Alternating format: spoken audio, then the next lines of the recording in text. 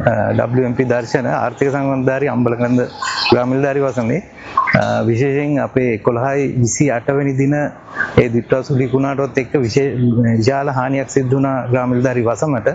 ඒකත් එක්ක අපිට පුළුවන්කමක් තිබ්බා ඒ දිනේ උදෑසන ඉඳන් අපිට අධිවදාන ජනතාව එම් ප්‍රදේශයේ දැනුවත් කරලා ඉවත් කරගන්න. ඒකත් එක්ක මගේ වසම මේ වෙනකොට මරණ එකක් සිද්ධ වෙලා තියෙනවා.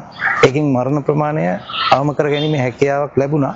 නමුත් විශාල දේපල නිවාස හානියක් සිද්ධ වෙලා තියෙනවා. මේ වෙනකොටත් කඳුරක් අපි දිප්පිටිය රාජගිරිය මහාවිද්‍යාලයේ පිහිටවලා කඳුරක් පවත්වාගෙන යනවා. පවුල් 85ක් අම්බලකන්ද වසමේ ග්‍රාමීණධාරී වසමේ පවුල් 85ක් පුද්ගලයන් 276ක ප්‍රමාණයක් කඳුරේ රඳවාගෙන අපි ආරක්ෂිතව තබාගෙන ඉන්නවා. දැනට ඇති වෙලා තියෙන තත්ත්වය තමයි ඒ පුද්ගලයන්ට නිවාස වලට යෑමේ හැකියාවක් නැහැ.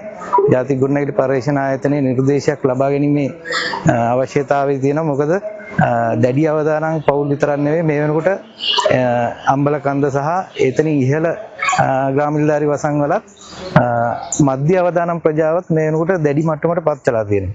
එතකොට අපි විශාල ශේෂ්ත්‍රයක් ජාතික ගුවන්විදුලි පර්යේෂණ ආයතනයෙන් පරීක්ෂා කරලා තමයි ඒගොල්ලන්ට නිවෙස් වලට යාමේ හැකියාවක් තියනවද නැවත පදිංචි කිරීම කටයුතු සිද්ධ කරනවද කියලා තීරණය කරන්න වෙන්නේ. මේ වෙනකොට ජාතික ගුවන්විදුලි පර්යේෂණ ආයතනයෙන් වසම්වල පරීක්ෂා කිරීම සිදු කරනවා. ඊට අමතරව අපි කඳවුරුගත ඉන්න අපේ ප්‍රජාවට මනෝ උපදේශන ඒ වගේම මේ අරණායක කොට්ටාසේ විවිධ රාජ්‍ය ආයතන මගින් ඒ සියලු පහසුකම් සපයා දෙනවා. ආහාර පාන ඊපස්සේ පාසල් දරුවන්ට අවශ්‍ය පොත්පත් මේ සියල්ල පිළිබඳව සොයලා බැලීම් කරනවා.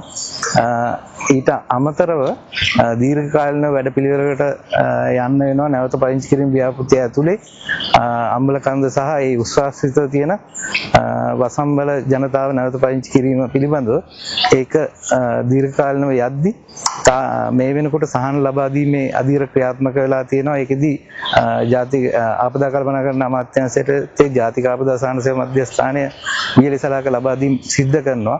ඒ වගේම අඳුරවල ප්‍රජාවට පිසු ආහාර ලබා දීම සිද්ධ කරනවා. ඒ වගේම මරණ වන්දි වලට සහ අර්ධ හානි හා පූර්ණ හානි නිවාස වලට අදාළ තොරතුරු ප්‍රාදේශීය ලේකම් කාර්යාලයට අපි ලබා දීලා තියෙනවා. ඒ හරහා ඉදිරි කටයුතු සිද්ධ වෙමින් පවතිනවා.